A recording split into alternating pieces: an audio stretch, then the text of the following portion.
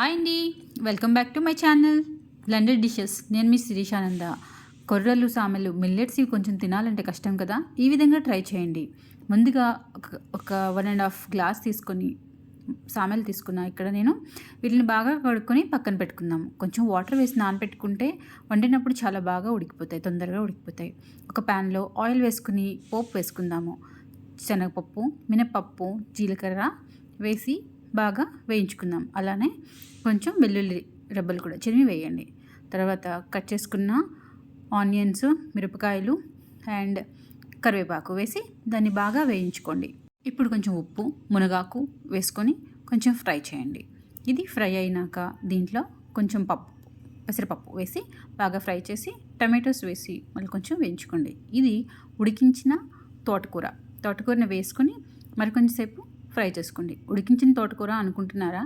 ఇది ఆల్రెడీ దీంట్లోంచి తోటకూర వాటర్ తీసుకున్నాము. ఆకుని పారేయకుండా ఇట్లా వేసుకొని వాడుకోవచ్చు.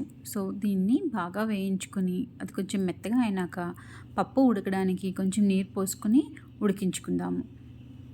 పప్పు ఒక 50% ఉడికిపోయినాక ఆల్రెడీ నానపెట్టుకున్న సామెలు తీసుకుని వేసుకుని దీన్ని బాగా కలపెట్టుకోండి. దీంట్లో కావలసినంత వాటర్ వేసుకుని మీడియం ఫ్లేమ్లో పెట్టి బాగా ఉడికించుకోవాలి.